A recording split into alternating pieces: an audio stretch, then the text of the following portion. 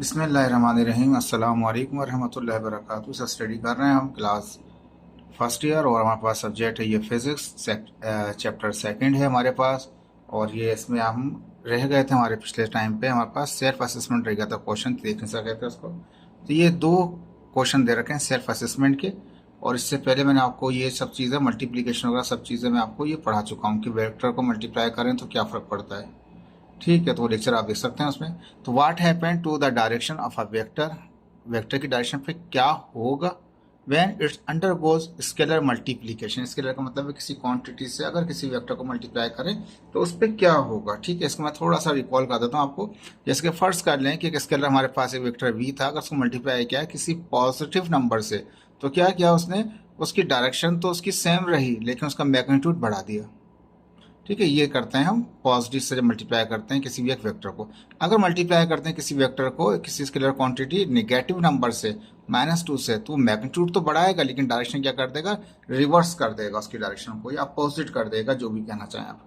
तो ये पहले पार्ट में था, ये मैंने बना रखा है आपको पिछली मरतबा सारा लेक्चर, उसमें से आप देख सकते हैं। अब आ गया सेकेंड क्वेश्चन इसका। If vector A has a component, A के कंपोनेंट एक ऑर्डर पेयर दिया हुआ है। क्या दिया हुआ है आपको, यहाँ पे एक ऑर्डर पेयर दिया रखा है हमारे पास। पहले की वैल्यू x की है, कॉमा के बाद दूसरी वैल्यू जो है वो y की होगी हमारे पास। And a vector b has component, b के कंपोनेंट क्या -1 और 5 है। What are the components of a plus b, अगर a और b वेक्टर को प्लस करें तो इसके क्या आएंगे कंपोनेंट्स। ठीक है जी, आसान है, कोई मुश्किल नहीं है। लेकिन पहले नहीं किया था आप लोगों ने मैट्रिक तक कुछ इस तरह से, वही सवाल है सेम मैंने लिख दिया यहाँ पे। वेक्टर ए जो है डेटा में लिख दिया वो 3 और -2 है हमारे पास।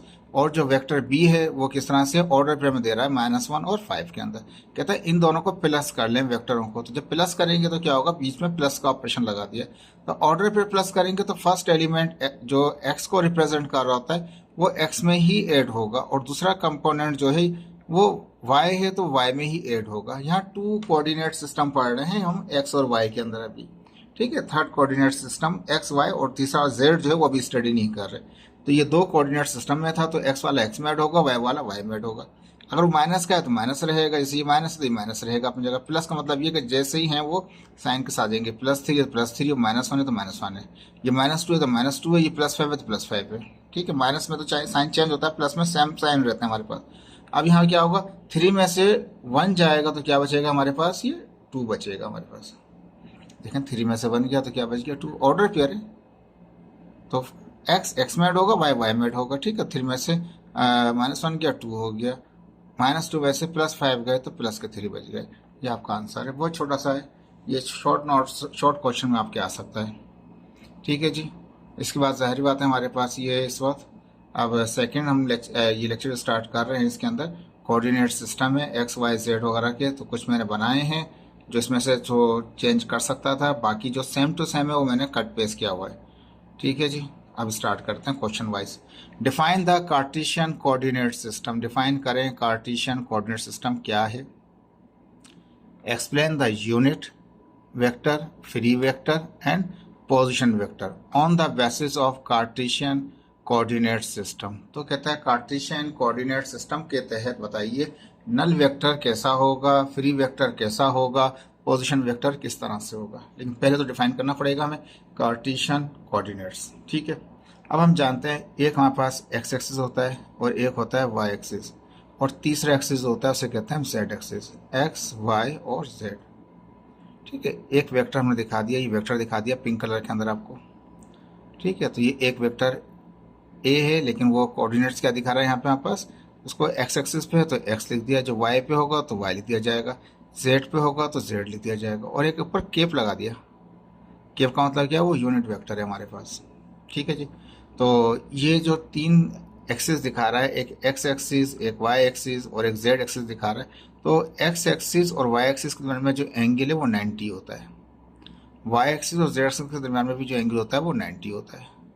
जेड और वाई एक्सिस के दरमियान एंगल क्या होता है, वो भी 90 होता है। तो तीनों 90 के डिफरेंस के ऊपर एक दूसरे के साथ परपेंडिकुलरली खड़े हुए होते हैं। ठीक है, या ज्वाइन हुए होते हैं। तो कहता है कार्टेशियन है क्या, तो कहता है इट इज़ द सेट, ये एक सेट होता है of 3 mutual perpendicular line.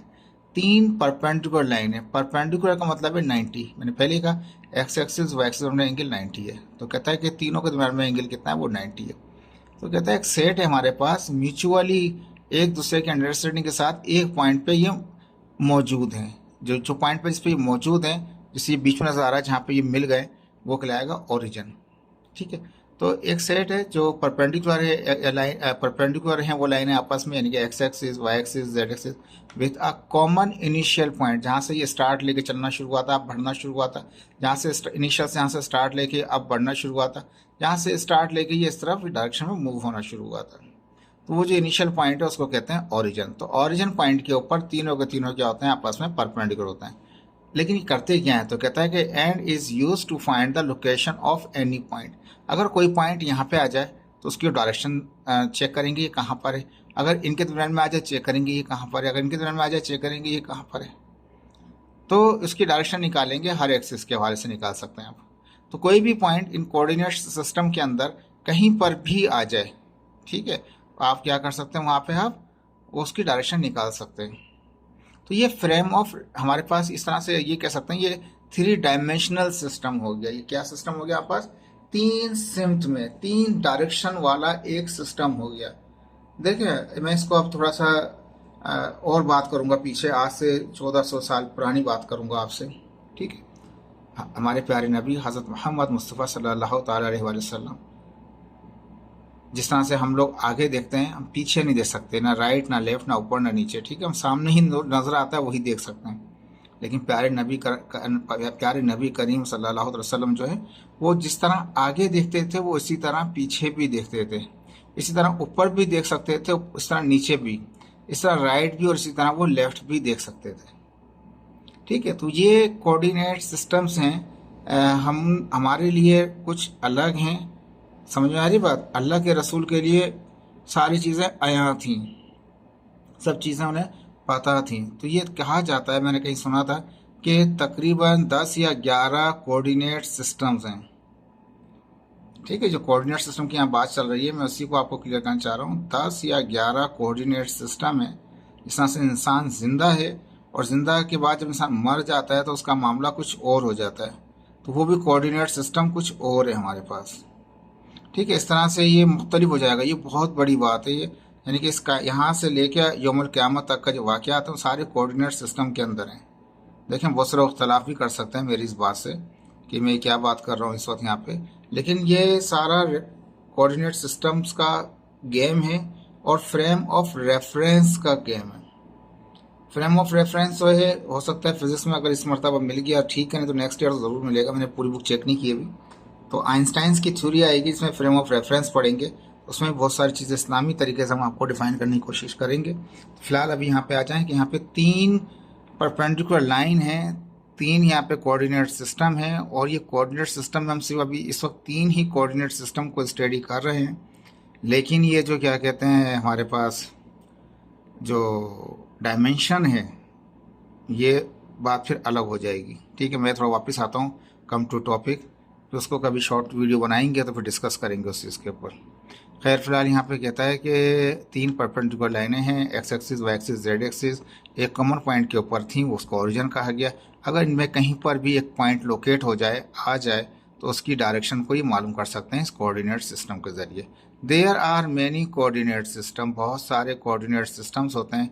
Cartesian, या जिसका दूसरा नाम कहते हैं rectangular coordinate system, is one of the mostly use system. सबसे ज़्यादा जो इस्तेमाल किया जाता है कोऑर्डिनेट सिस्टम में वो कार्टेशियन और या रेक्टेंगुलर कोऑर्डिनेट सिस्टम कहा जाता है। In the Cartesian coordinate system, vector can be classified into different type on the basis of characteristics and the property. कहता है कि यही कार्टेशियन कोऑर्डिनेट सिस्टम है जिसकी वजह से हम क्या करते हैं, क्लासीफाई कर देते हैं वेक्टरों को मुख्तलिफ टाइप्स के अंदर। किस बेसिस पे, उनकी करेक्टरिस्टिक्स पे, उनकी प्रॉपर्टी पे, such as unit vector, free vector, position vector, etcetera. तो सवाल में ये था कि कोऑर्डिनेट सिस्टम बताइए, तो ये कोऑर्डिनेट सिस्टम का शॉर्ट एक इंट्रोडक्शन था आपका। अब इसकी में एक्सप्लेन करेंगे unit vector, free vector, position vector coordinate system के जरिए।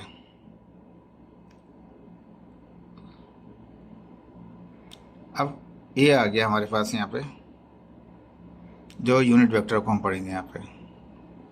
कहता है यूनिट वेक्टर क्या होता है, कहता है a vector in a particular direction, किसी पर्टिकुलर डायरेक्शन के अंदर कोई वेक्टर हो, whose magnitude magnitude is unity, जिसका मैग्नीट्यूड क्या आ जाए वो 1 आ जाए हमारे पास। डायरेक्शन तो पर्टिकुलर होगी तो वो उसका मैग्नीट्यूड 1 होगा। तो अगर मैग्नीट्यूड एक ऐसी चीज़ है जो उसकी क्वांटिटी को चेंज कर देता है, अगर मैग्नीट्यूड ही 1 है तो उसका मतलब उसका मैग्नीट्यूड चेंज नहीं कर सकता। यूनिट वेक्टर जो है किसी के साथ मल्टीप्लाई करेगा तो उसकी डायरेक्शन भी वही, उसका डायरेक्शन तो पर्टिकुलर आ जाएगी, लेकिन क्या कहते हैं उसका मैग्नीट्यूड पे कोई फर्क नहीं पड़ेगा। A unit vector only specifies the direction of a given vector। कोई वेक्टर होगा उसको डायरेक्शन देनी हो तो यूनिट वेक्टर से मल्टीप्लाई कर देते हैं। तो जैसे यहाँ पे कहता है कि unit vector can be determine, या उसको शो कर देते हैं यूनिट वेक्टर से। तो unit vector can be determine by dividing the vector by its magnitude. एक वेक्टर को डिवाइड करो उसके अपने ही मैग्नीट्यूड से। अब जो क्वांटिटी आएगी वो भी एक वेक्टर ही होगा, लेकिन वो क्या लाएगा, वो यूनिट वेक्टर लाएगा आपके पास। The symbol is usually lower case. ज़्यादातर जो यूनिट वेक्टर के जो सिंबल इस्तेमाल किए जाते हैं वो लोअर केस इस्तेमाल किए जाते हैं इसके वेक्टर के। विथ हेट, एक हेट एक केप है उसके ऊपर, हेट या केप कह लें, ये सरकमफ्लेक्स कहते हैं, एक कर्वी टाइप की एक चीज़ है, यानी कि हेट टाइप का है। सच एज देयर, यहाँ पे नजर आ रहा है इससे कि आपको इन 3 डायमेंशनल कोऑर्डिनेट सिस्टम, 3 डायमेंशनल वाला कोऑर्डिनेट सिस्टम में यूनिट वेक्टर जिसमें आई जे के, एक्स एक्सिस को आई से रिप्रेजेंट कर होते हैं, वाई एक्सिस को जे से, और जेड एक्सिस को के से रिप्रेजेंट कर होते हैं। तो 3 डायमेंशनल सिस्टम में यूनिट वेक्टर जो है having the direction on the X positive X axis, Y axis, Z axis are used as a unit vector.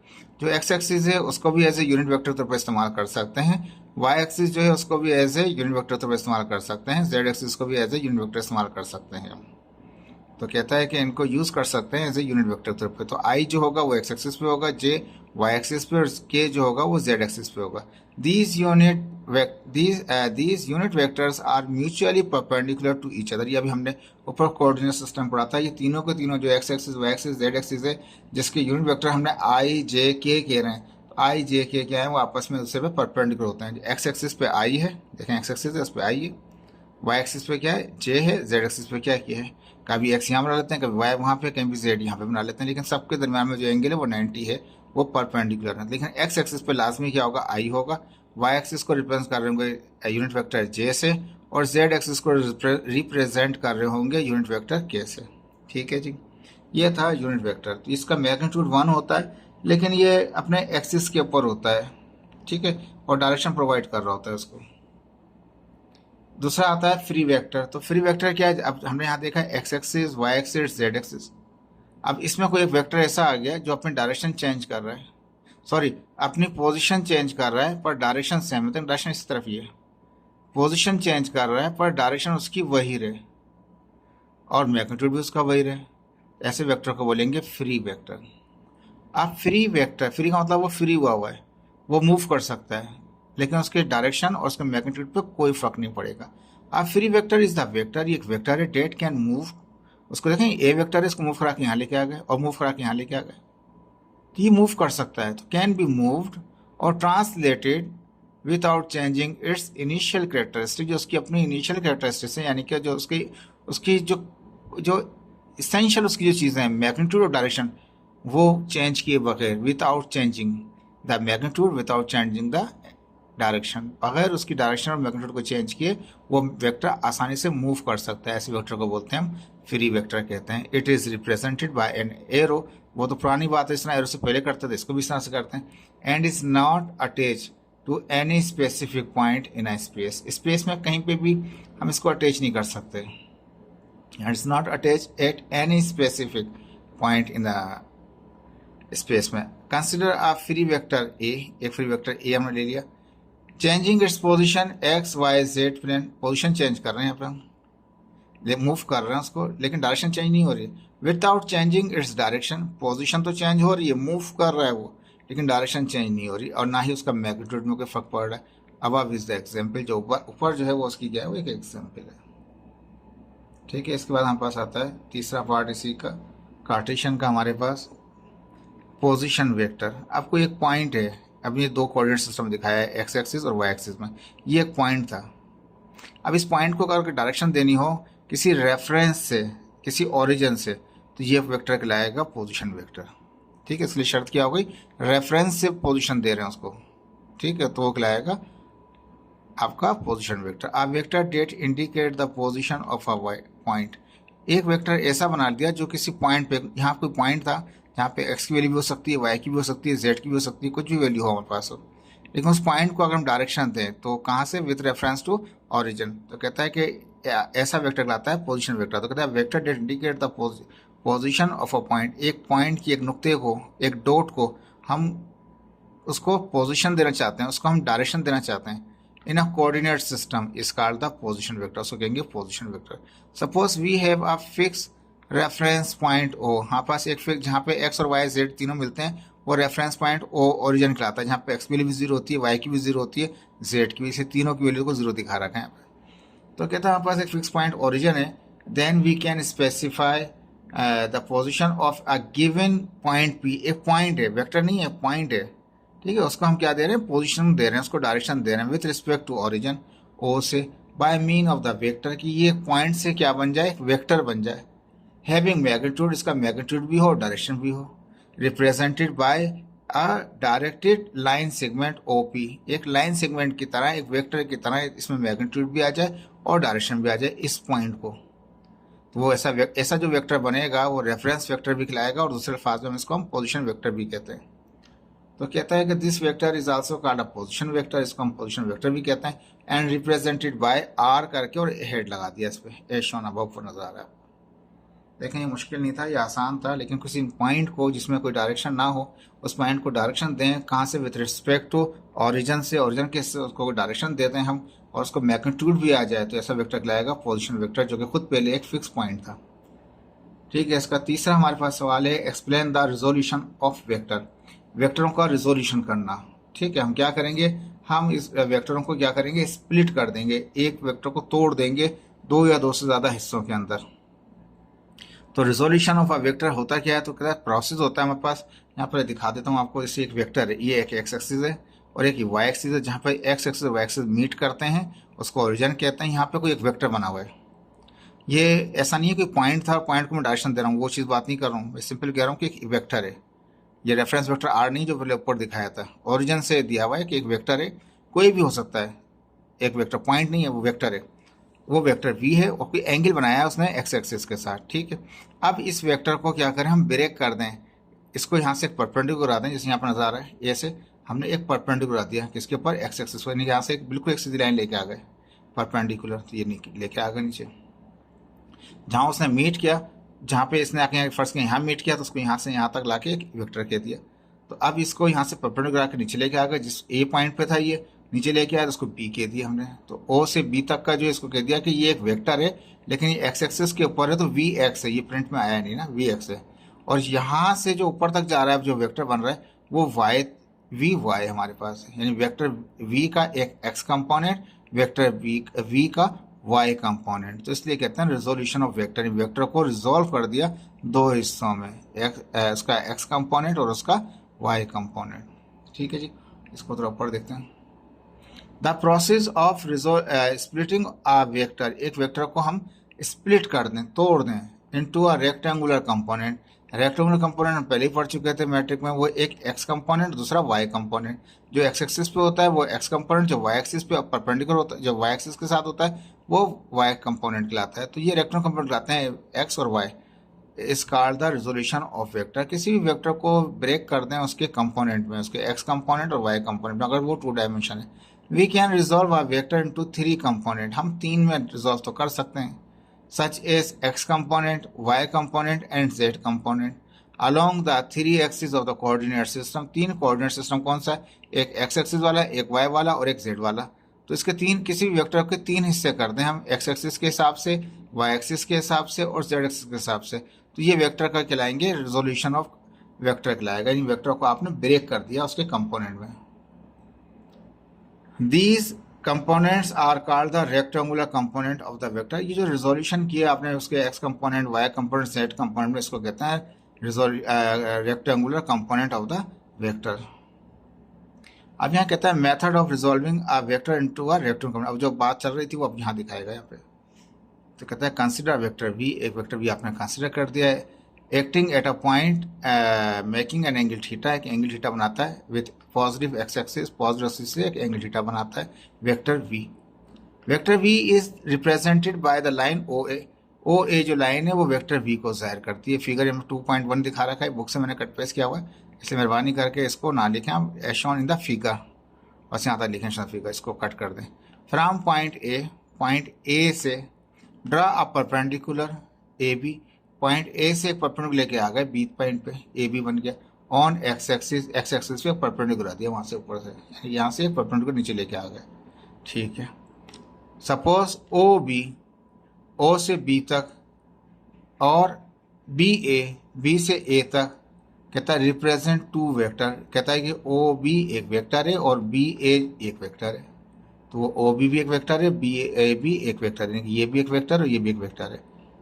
Vector O ए नहीं है, ये गलत लिखा हुआ है, ओ बी आएगा यहाँ पे, क्या लिखना पड़ेगा आपको, O B is parallel to X axis. ये ओ बी जो है पैरेलल है किसके साथ, ये एक्स एक्सिस के ऊपर, ये था एक्स एक्सिस आ रहा है, एक्स एक्सिस पर ये है, तो ये ओ बी है, गलत लिखा हुआ है, ए ओ बी आएगा। O B is a parallel to X axis and the vector B A, B जो ए है ये पैरेलल है किसके साथ, इस वेक्टर को पैरेलल देखें तो ये बिल्कुल सेम पैरेलल है वाई के साथ, ठीक है, ये पैरेलल है वाई के साथ और ये खुद इस पे लिंक कर गया, तो ये खुद ही पैरेलल हो गया। तो ओ बी पैरेलल है एक्स एक्सिस के साथ और ए बी पैरेलल है वाई के साथ, ठीक है। ये ओ बी लिखा हुआ था, गलती से ए लिखा हुआ है, इसको सही कीजिएगा।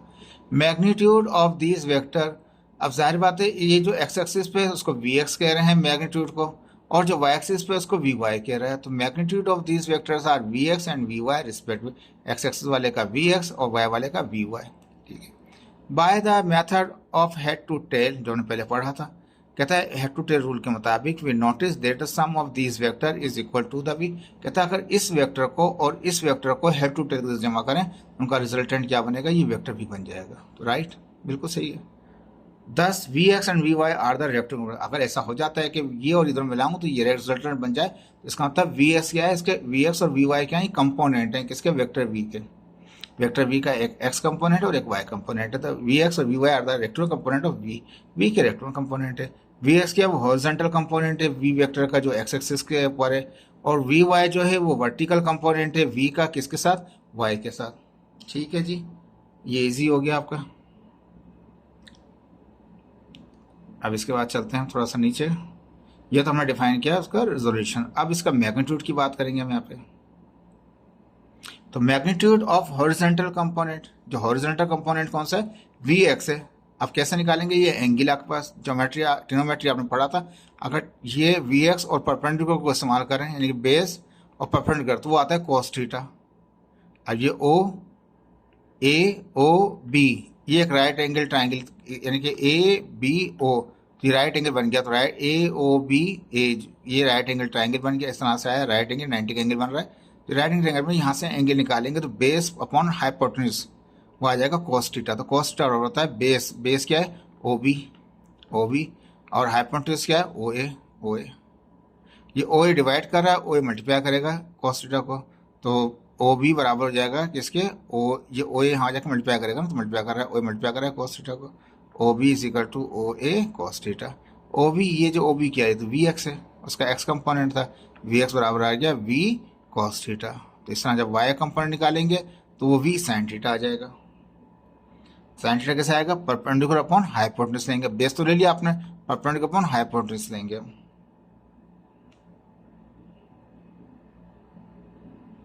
तो राइट एंगल ट्रायंगल में क्या किया, sin थीटा क्या होगा, परपेंडिकुलर अपॉन हाइपोटेन्यूज। अब वापस दिखाता हूं आपको इसके अंदर,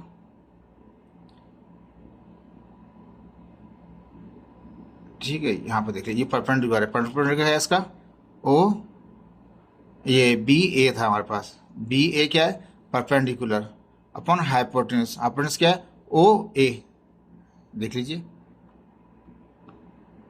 एक मिनट, हाइपोटेन्यूज क्या है, ओ ए, और ये क्या है, ए बी या बी ए कह रहे हैं आप इसको।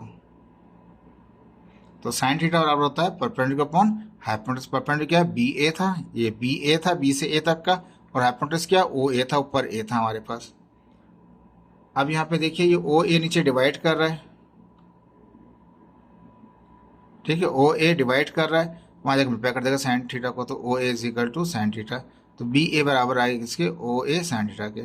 अब जाहिर है बी ए तो वर्टिकल कंपोनेंट था, इसको यहाँ से नीचे भी मैंने डायग्राम दोबारा लिख दिए, ये मैंने डबल डबल डायग्राम इसकी की ताकि थोड़ा सा आपको ईजी हो जाए देखने में। तो ये जो बी ए था, बी टू ए था, ये परपेंडिकुलर था, ये हाइपोटेन्यूज था ओ ए, ये आनंद से देख सकते हैं। डबल डबल लिखनी आपको एक बार बनानी है, ठीक है ना। तो ये बी ए डिवाइड बाय ओ ए, तो ये जो बी ए आया वो ओ ए साइन थीटा हो गया, क्योंकि डिवाइड कर रहा था मल्टीप्लाई कर दिया। बी ए क्या है, बी ए जो है वो ए वाई, क्या है वो ए वाई हो गया। और ये जो था ओ ए क्या था, वो वी था, तो ओ ए वी हो गया साइन थीटा। तो दोनों कंपोनेंट हो गए, एक एक्स कंपोनेंट हो गया और एक इसका क्या हो गया, वाई कंपोनेंट हो गया। अगर डायरेक्शन निकालनी हो, हमें इसकी डायरेक्शन निकालनी हो इस पॉइंट की, तो एंगल निकालना हो, तो हम परपेंडिकुलर अपॉन हाइपोटेन्यूज इस्तेमाल करेंगे, सॉरी परपेंडिकुलर अपॉन बेस इस्तेमाल करेंगे, perpendicular upon base tangent theta, tangent is equal to perpendicular B A या A B divide by O B, O B. अब यहाँ पे देखें, अगर थीटा मालूम करना है आपको, ठीक है। अब यहाँ पे क्या है, ये परपेंडिकुलर था तो ये वी वाई हो गया, जो ये बेस था ये वी एक्स यहाँ पर। अगर थीटा मालूम करना है, थीटा टेंजेंट वहाँ जाके इन्वर्स हो जाएगा, तो ये डायरेक्शन वेक्टर निकाल सकते हैं आप इसकी, ठीक है जी। ये दोबारा दिखाता हूँ आपको, ये डायरेक्शन निकाली थी हमने। तो टेंजेंट थीटा होता है परपेंडिकुलर अपॉन बेस, परपेंडिकुलर क्या होता है वी वाई, बेस क्या होता है वी एक्स था। अगर थीटा मालूम करना है, टेंजेंट वहाँ जाके इन्वर्स हो जाएगा, ठीक है, याद रखिएगा। अब इसके बाद हम पढ़ते हैं addition of vector by rectangular component, यानी कि एक्स कंपोनेंट और वाई कंपोनेंट 2 डायमेंशनल पढ़ रहे हैं, इस वक्त हम 3 डायमेंशनल नहीं पढ़ रहे। देखिए बड़ा सवाल है ये, पहले पेपर में बहुत आता रहा है ये हमारे पास, इसको पूरा 100% याद करना है आपको। ये उसमें सवाल मेरे ख्याल से नहीं है, जो एक्सरसाइज है उसमें सवाल नहीं है ये। तो addition of vector by rectangular component method. अब एडिशन किस तरह से करनी है इसकी हमें, consider 2 vector v1 and v2। एक वेक्टर v1 है जिसका एंगल θ1 है, एक वेक्टर 2 है यानी v2 है, इसका θ2 है हमारे पास। ये पिक्चर मैंने वहीं से कट पेस्ट किया हुआ है, इसलिए 2 ना लिखें, आपको फिगर ए लिख दें, इसको फिगर बी लिखते हैं। 2.11 को आप मिस कर दें, ओमिट कर दें। तो कहता है जो वेक्टर 1 है वो θ1 है, और वेक्टर 2 जो है वो θ2 है, किसके साथ, एक्स एक्सिस के साथ, ठीक है। अब इस वेक्टर 1 के ऊपर मैं यहाँ से ये वेक्टर उठा के ऐसे रख दूँ, तो ये वेक्टर 1 था हमारे पास, ठीक है, ये वाला v1 था, ये v1 वेक्टर हमारे पास यहाँ से यहाँ तक का, इस पर ये वेक्टर ला के मैंने यहाँ से रख दिया इसके ऊपर। और ये जब यहाँ पहुँचा ऊपर, तो इस वाले का टेल और इस वाले का हेड, पहले वाले का टेल दूसरे वाले का हेड आपस में मिला लिया, वो बन गया रिजल्टेंट। अब ये एक एक्स एक्सिस है, ये वाई एक्सिस है, ये ओरिजिन है, ठीक है। ये θ1 दिखा रखा है हमने यहाँ पे, इसको बिल्कुल यहाँ से एक पैरेलल लाइन बना दी हमने इसके साथ, एक्स एक्सिस के साथ, वहाँ से θ2 दिखा दिया। ये वेक्टर 1 था तो वेक्टर 1 है, ये वेक्टर 2 है तो वेक्टर 2 है। यहाँ से एक परपेंडिकुलर दिया हमने बिल्कुल सीधा, ताकि इस वेक्टर के हम कंपोनेंट बना दें। तो इसका वेक्टर परपेंडिकुलर आया, तो ये कंपोनेंट v1x हो गया, और यहाँ से यहाँ तक का जो था ये v1y हो गया, यानी कि इस v वेक्टर का x कंपोनेंट 1 है तो 1x, और ये 1 है तो 1y हो गया इसका। अब इस तरह से यहाँ पर है, यहाँ से यहाँ तक जो एक पैरेलल लाइन होगी जो एक्स के साथ होगी, तो यहाँ से वहाँ तक का जो फासला होगा वो ये वेक्टर v था तो v2x हो गया, और ये इसका परपेंडिकुलर हो गया, तो ये v2 है तो v2y हो गया। तो ये v2x v2y v2 वेक्टर के, v1x v1y ये वेक्टर v1 के, ठीक है। और अब ये रिजल्टेंट जो इसका यहाँ से यहाँ तक जो पूरा है, इसका ये आर एक्स कहलाएगा, ओ से बी तक, ओ से डी तक का आर कहलाएगा, आर एक्स कहलाएगा, यानी कि ओ से डी तक कहलाएगा vector R, resultant vector R का एक्स कंपोनेंट तो होगा आर एक्स, और यहाँ से ऊपर तक जो होगा ये कहलाएगा आर वाई। देखें पिक्चर मैंने अच्छी तरह से आपको समझा दी है, नहीं तो दोबारा रिपीट करके भी सुन लीजिए। कहता है resolve vector v1 and into 2 rectangular component. v1 के 2 कंपोनेंट कैसे बनेंगे, v1 है तो v1x और v1y, जैसे पहले पढ़ा था हमने। v1x क्या होगा, v1 cos θ1 हो जाएगा, v2 क्या जाएगा, v1 sin θ हो जाएगा। हमने पढ़ा था vx v cos θ आता है, यानी कि जो पीछे हम ड्राइव किया था 1 वगैरह नहीं थे, बस यहाँ पे vx था, यहाँ पे v था, यहाँ cos θ था। तो v1 अगर वेक्टर 1 है तो v1x v1 cos θ, अगर इसका y कंपोनेंट होगा तो v1y v1 sin θ। x component में cos θ आता है, y कंपोनेंट में sin θ आता है वेक्टर v1 का, ठीक है जी। इसी तरह से v2 को भी रिजॉल्व कर देंगे, जो ये वेक्टर है इसका x होगा v2x और v2y। तो v2x और v2y के कंपोनेंट हैं वेक्टर v के, और v2x क्या होगा v2 cos थीटा 2 है, सेकंड का एंगल तो थीटा 2 था। दूसरा क्या होगा y कंपोनेंट क्या होगा v2y v2 sin थीटा। सही है, ये पीछे जो अभी ये पढ़ा है उसी से मैंने बनाएंगे। अब देखें इसमें और कुछ नहीं कर रहे हम। Now move vector v2 parallel to itself. Vector v2 को बता रहा है वहाँ पे पिक्चर के मुताबिक। अब मैं तरह इसको थोड़ा सा छोटा करूँगा ताकि आपको वो समझ में आ जाए। ठीक है जी, क्योंकि पिक्चर मुझे लाजमी चाहिए इसके अंदर।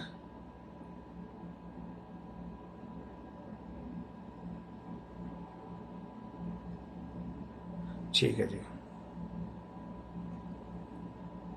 ठीक है रखते हैं। Now move vector v2 parallel to itself. Vector v2 ये रहा, ठीक है, पैरेलल टू इटसेल्फ अपने ऊपर यही है, खुद ही उसी पे ही है, यहाँ से यहाँ रख दिया इसको समझ लें। So that the initial vector tail, पहले वेक्टर की tail on the terminal point, terminal point के, ठीक है, head of the vector v1। Vector v1 पे v2 जो है टेल जो है v2 की टेल किसके ऊपर है वेक्टर v1 के ऊपर कह रहा है। ए शॉन फिगर में नजर आ रहा है सी के अंदर। ये 2.11 को काट दीजिएगा। रिप्रेजेंटेटिव लाइन v1 v2, जो v1 है और v2 जो है एक v1 एक v2, वो किसको जाहिर कर रहे हैं ओ ए, ओ से ए तक का, ठीक है, एंड ओ बी लिखा हुआ है। ये ओ बी नहीं आएगा, वो हो जाएगा ए बी हो जाएगा। इसको आप ए बी कर लीजिएगा। देखिए ओ से ए तक वाला तो v1 वेक्टर है, और बी ए से बी, ओ नहीं ए बी, ए से बी तक वाला वो कौन सा है वो v2 है। ओ ए बी, तो ए बी जो है वो v2 है। तो ये इसको सही कर लीजिएगा, जो करेक्शन बता रहा हूँ वो करेक्शन कर लीजिएगा अपने टाइप करते वक्त या लिखते वक्त। Join O and B, O और बी को ज्वाइन कर लें, which is equal to the resultant vector v1 and v2। इस v1 और v2 का रिजल्टेंट वेक्टर क्या कहलाएगा वो r कहलाएगा हमारे पास। ठीक है जी, थोड़ा सा इसको दोबारा छोटा करते हैं। ठीक है, अब यहाँ पे कहता है कि ये हो गए कंपोनेंट, ये ए बी था, ओ बी नहीं था, ये क्या था ये ए बी था। ओ से ए तक, फिर ए से बी तक, ओ से ए तक, ए से बी तक, और ये जो ओ बी है ये रिजल्टेंट हो गया था। ठीक है, ये v1 था वो v2 था।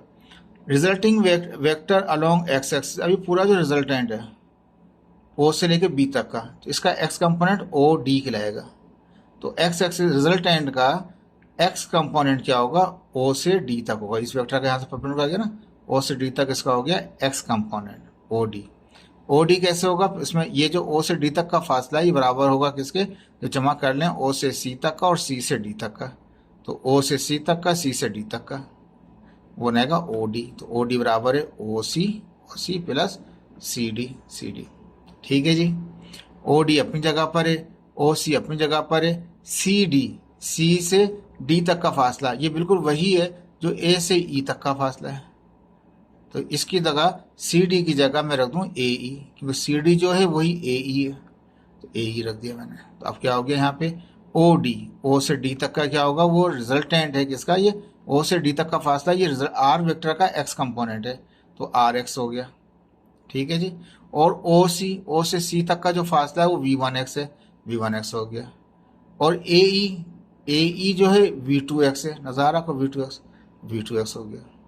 ठीक है, अब यही जो रिजल्टेंट कंपोनेंट, रिजल्टेंट का एक्स कंपोनेंट बराबर है v1x बराबर होता है किसके v1 cos थीटा 1 के, और v2 होता है v2 cos थीटा 2 के। अब ऊपर निकाले थे आपने v1 is equal to v1 cos theta 1, तो v1 इसकी जगह क्या आ जाएगा v1x की जगह v1 cos थीटा 1, और v2x की जगह v2 cos थीटा 2, v2x की जगह आ जाएगा v2 cos थीटा 2।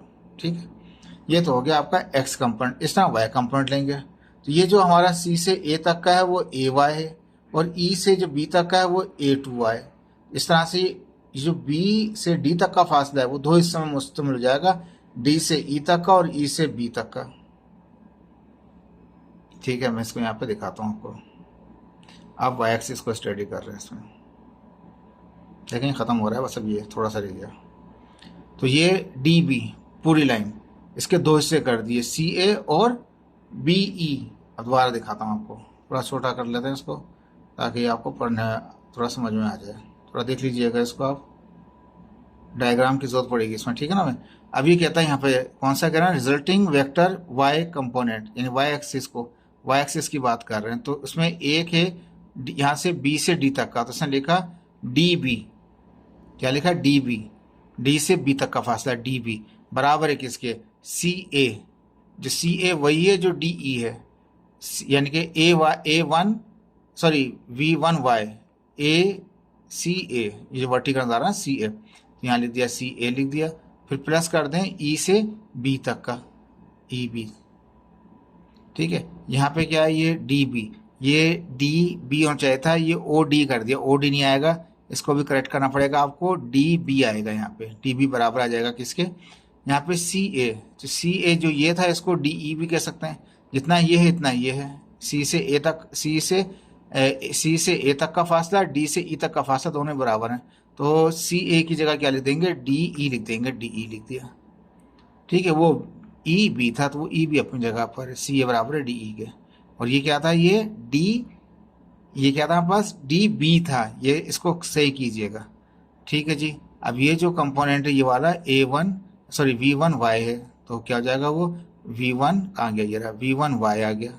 दूसरा वाला कौन सा था, वी टू वाई था, तो दूसरा वाला क्या जाएगा, वी टू वाई हो जाएगा। अब वी वन वाई, अब मैं इसको वापस आ जाता हूँ यहाँ पे, ठीक है। अब ये दो हिस्से कर रखे थे इसके हमने, एक मिनट, वाई एक्सिस में हमने कहा था डीबी, डीबी जो पूरी लाइन थी, और यहाँ पे ओडी नहीं है, डीबी है, ठीक है। वो दो हिस्से थे, पहले वेक्टर का सी ए और फिर दूसरे वेक्टर का ई बी, ठीक है। सी ए जो है हमारे पास यहाँ पे कहता है कि ये डी बी, यहाँ पे क्या होगा, डी बी आएगा, ओ नहीं आएगा, ठीक है। तो सी ए जो है, सी ए बराबर था किसके, डी ई के, ऊपर दिखाया था, और ई बी अपनी जगह था। ये जो डी बी है, ये गलत दिखा, डी बी बराबर है आर वाई के, और ये है वी वन वाई के, और दूसरा वाला क्या है, वो वी टू वाई के। ये इसका पहले वेक्टर का y कंपोनेंट और ये दूसरे वेक्टर का y कंपोनेंट। अब हम जानते हैं v वन y किससे होता है, v वन साइन थीटा के, y में साइन थीटा आते हैं, कोस, और x में कोस थीटा आते हैं। तो ये y एक्सिस है तो साइन थीटा आएगा, 1 है तो v वन, थीटा है 1 हो जाएगा। ये v2 है तो क्या होगा, ये y है, साइन थीटा आएगा तो v2 हो जाएगा, थीटा 2 हो जाएगा, ठीक है जी। अब कहता है कि अगर हम पूरे ट्राइंगल की बात करें,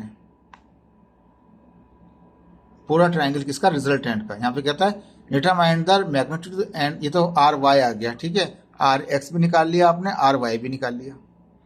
तो टोटल क्या होगा, टोटल ये होगा जो ओ से, देख लीजिए थोड़ा, एक मिनट रुक जाइए, अभी कंपोनेंट कर चुके हैं हम उसके एक्स और वाई। अभी कहता है ये ओ से बी तक का, ये बराबर होगा ओ डी और डी बी के, ठीक है जी। इसका ये एक्स कंपोनेंट और ये इसका वाई कंपोनेंट। अब यहाँ देखिए इसका हाइपोटेन्यूज जो था वो ओ बी था, वो बराबर है हाइपोटेन्यूज स्क्वायर बराबर होता है base square plus perpendicular square, Pythagoras में लगा दिया वहाँ पे हमने। हाइपोटेन्यूज स्क्वायर अपनी जगह पर, ये बेस था ओ डी, ठीक है, ओ से डी तक का, और डी से बी तक का जो वर्टिकल था वो परपेंडिकुलर था, सबका भी स्क्वायर करें। अब ये ओ बी जो है वो रिजल्टेंट आर था, और ये ओ डी बेस था किसका, रिजल्टेंट का एक्स, और ये क्या था, उसका वर्टिकल था आर वाई स्क्वायर। अब रेडिकल दोनों तरफ ले लेंगे, ये तो रेडिकल फ्री हो गया, लेकिन ये चलेगा रेडिकल के अंदर। जब ये रेडिकल में आ गए तो हम क्या करेंगे, हम यहाँ पे अब आर एक्स की जगह आर एक्स की हम वैल्यू रख देंगे, और वाई आर वाई की जगह आर वाई की रख देंगे। आर एक्स की वैल्यू हमने निकाल रखी थी, वो था V one cos theta 1 plus V two cos theta 2। अगर इस पे स्क्वायर है तो ब्रैकेट करके इस पे भी स्क्वायर लगा दिया, वी वन कॉस थीटा 1, यहाँ से वैल्यू उतारी पूरी आर एक्स की वैल्यू, यहाँ पे आर एक्स की रख दी, स्क्वायर है तो ब्रैकेट करके स्क्वायर कर दिया। आर वाई तो आर वाई की वैल्यू निकाल रखी थी आपने पूरी, वो स्क्वायर कर दें, ये आपका रिजल्टेंट निकलेगा। अगर दो वेक्टरों का एंगल पता हो और उनके वेक्टर की मैग्नीट्यूड पता हो तो आप निकाल सकते हैं उनका रिजल्टेंट। और अगर कहता है आपको चाहिए उसका एंगल, तो सिंपल हमारे पास क्या करते हैं, टेंजेंट लगा देते हैं थीटा, जो कौन सा, डी जो बेस पे था, डी ओ बी, पूरा एक एंगल बन जाएगा। तो टेंजेंट थीटा बराबर हो जाएगा perpendicular upon hypotenuse, sorry perpendicular upon base. D B perpendicular है, ओ डी क्या था, बेस था। परपेंडिकुलर जो होता है वो होता है आर वाई, और जो बेस होता है वो आर एक्स होता है हमारे पास। तो टेंजेंट ये जो होगा टेंजेंट थीटा बराबर, यानी कि इसको टेंजेंट थीटा ही लिख दिया तो डायरेक्शन टेंजेंट बराबर इसके होगा। थीटा मालूम करना होगा तो टेंजेंट वहां चला जाएगा, टेंजेंट इनवर्स जाएगा R X upon R Y. ठीक है जी, थोड़ा सा रह गया इसको। कहता है थीटा क्या है, वो एंगल है किसका, हमारे पास एक्स एक्सिस और वाई एक्सिस के दरमियान का। तो इस तरह से क्या करते हैं, ये मेथड है, इसको कहा जाता है addition of vector by rectangular component method. देखें, होपफुल आपको समझ आया होगा। लेक्चर लंबा था, डेरिवेशन दूसरे वाले की लंबी थी है। इसको रिपीट करके देख लीजिएगा, इजीली आपको समझ में भी आ जाएगा। ओके, अल्लाह हाफिज़।